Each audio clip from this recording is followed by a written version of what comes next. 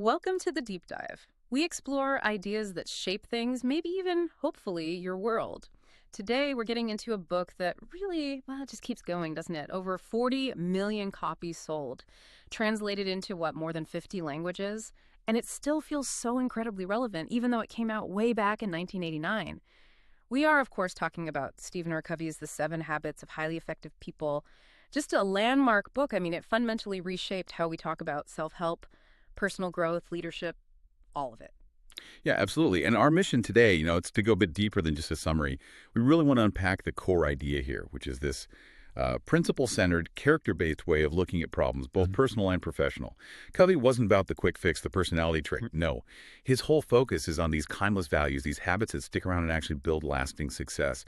And what's really key, I think, is how he insists you build from the inside out, through character ethics, he calls it. So focusing on things like integrity, humility, courage, not just how you're seen on the outside. Right. Substance over style, in a way. And just so you know, for this deep dive, we're drawing from excerpts, a really comprehensive review of the book, basically distilling the core stuff for you so you can really get those deeper insights. Okay, so let's get into this framework. What I find really smart is just how logically he sets it all up. The book's basically in 3 parts, right? You've got the private victory, that's habits 1, 2, and 3, all about self-leadership, getting your own house in order. Then comes the public victory, habits 4, 5, and 6. That's where you move towards working effectively with others, building relationships. And finally, there's renewal, habit 7, which is all about keeping everything going, staying balanced. It is. It's such a clear progression he lays out. You start with yourself, mastering the self, before you could really effectively interact with others. It feels very natural, actually, like how people develop anyway. You need that internal foundation first. Exactly. So we start there, that private victory. Aiming for independence, taking ownership. Habit 1, be proactive. Okay, so this sounds simple, but it's deeper than just taking initiative, isn't it? Covey really drills down on the idea that you are responsible for your life, your choices. He makes that famous distinction between the circle of concern, all the stuff you worry about but can't control, like the economy or what someone else thinks, and the circle of influence, the things you actually can do something about. Right. And the real insight there, I think, is that being proactive isn't about trying to control the uncontrollable. It's realizing that even when things feel out of your hands, your response is always, always in your control. It's about putting your energy where it matters, into that circle of influence, acting based on your values, not just reacting emotionally to whatever happens. It's actually a huge source of personal power when you think about it, because it means circumstances don't have to define you. Okay, that makes sense for big life choices. But what about the small stuff, like you're stuck in traffic or you get a really annoying email? How does be proactive apply there? Well, Covey would say that's precisely where you practice it. Those small moments build the habit. A proactive person takes a breath, chooses their response. Maybe they use the traffic time to think, or listen to something useful, or they craft a calm reply to the email. A reactive person might honk the horn, get angry, fire off a nasty email back. You know the drill.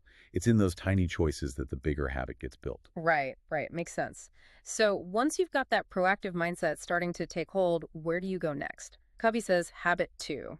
Begin with the end in mind. This is about getting really clear on your destination, your life goals. He even has that powerful exercise, doesn't he? Imagine your own funeral. What do you want people saying about you? A bit morbid, maybe, but effective. It really focuses the mind, though. Because if you don't decide what your end is, the world will decide for you. This is where you craft your personal mission statement. It becomes your constitution, your guide. Suddenly, decisions become clear because you're asking, does this align with where I ultimately want to go, with my deepest values? It provides incredible clarity. Okay, so you've got the proactive mindset, you've got the vision, but then there's the day-to-day reality, getting things done. Which brings us to habit 3. But first things first.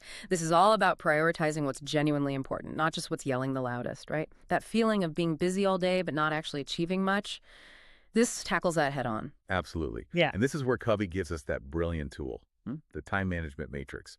He basically says, look, we spend too much time in quadrant urgent and important, like crises, and way too much in quadrant 3. Urgent, but not important, like pointless interruptions, some meetings maybe.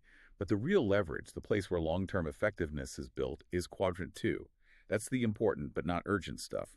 Things like planning, building relationships, exercise, learning new skills, preventative maintenance. This habit is about the discipline to focus on quadrant 2. It means saying no sometimes. Saying no to the urgent but trivial so you can say yes to what truly matters for your end in mind.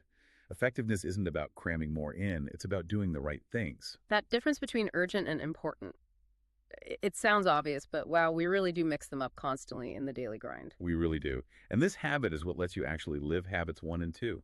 You proactively choose habit 1 to schedule things that align with your end in mind. Habit 2, it makes it real. Okay, so that covers the private victory, mastering yourself. Now we move outward, into the public victory, interdependence, relationships. And this starts with habit 4.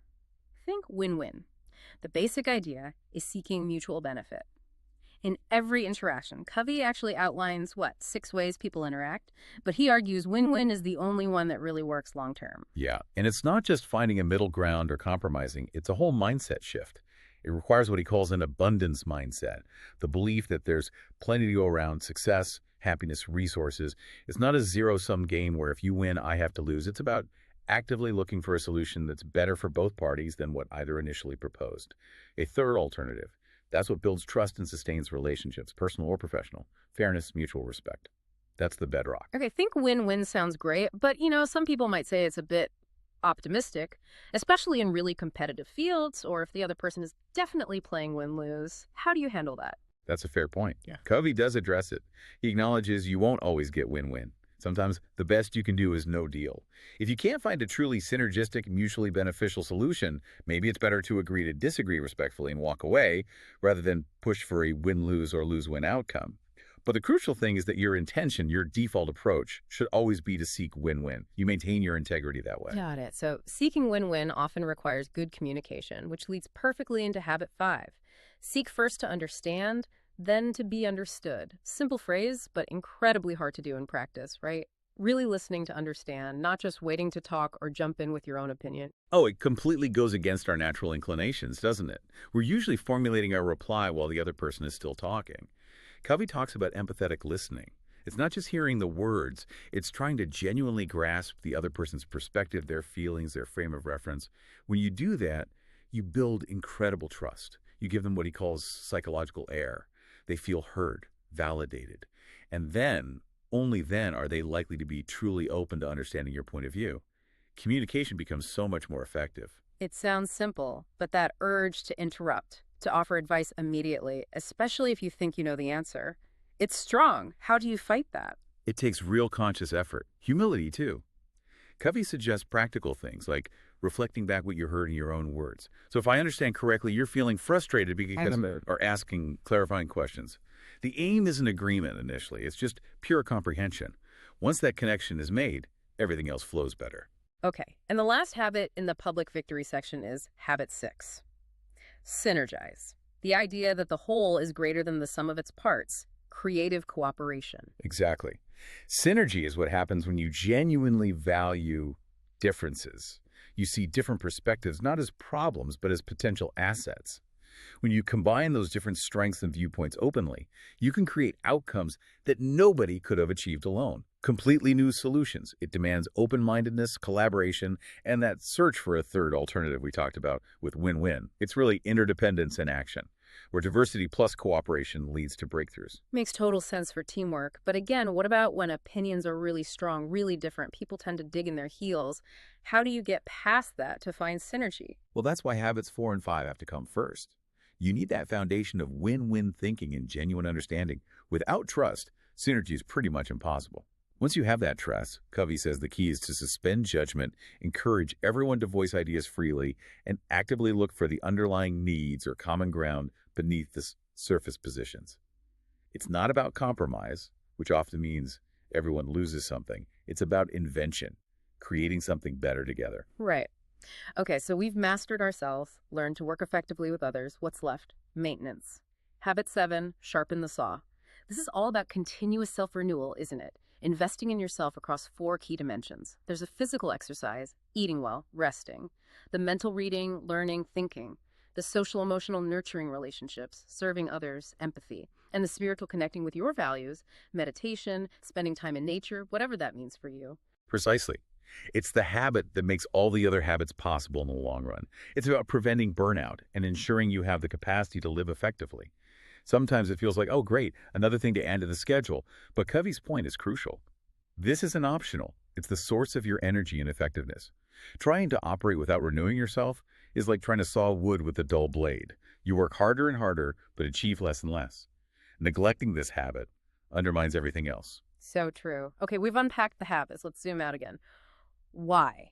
Why has this book stuck around so powerfully for decades? What's the secret sauce? Well, a huge part of it, I think, is that Covey focuses on timeless principles, not trends. These aren't management fads or quick self-help hacks.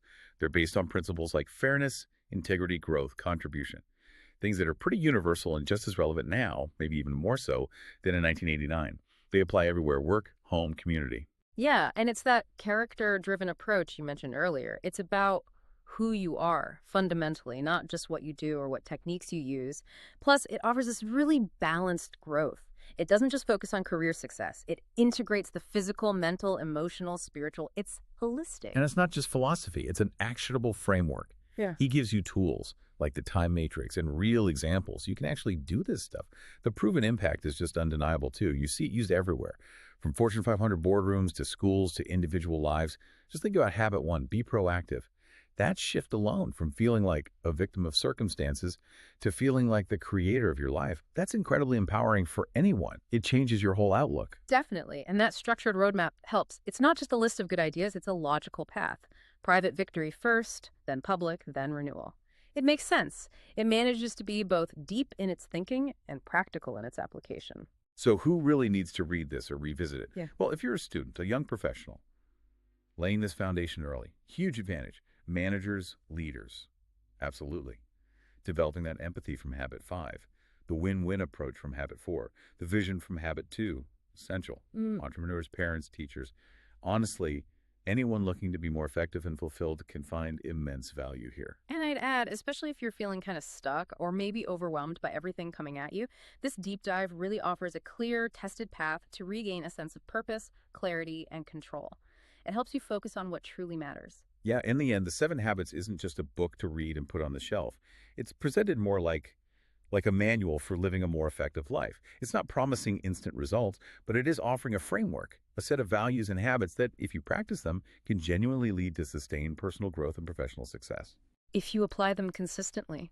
That's the key, isn't it? They really are designed to reshape how you think, improve how you connect with others, and ultimately help you build a kind of success that lasts, that feels authentic because it comes from the inside out. Which brings us to a final thought for you, listening right now. Considering this powerful idea of building from the inside out, focusing first on that private victory, how might applying just one of those first 3 habits, being proactive, beginning with the end in mind, or putting first things first, how might that start to transform a specific challenge or maybe an aspiration that you're facing in your own life right now? Something to think about.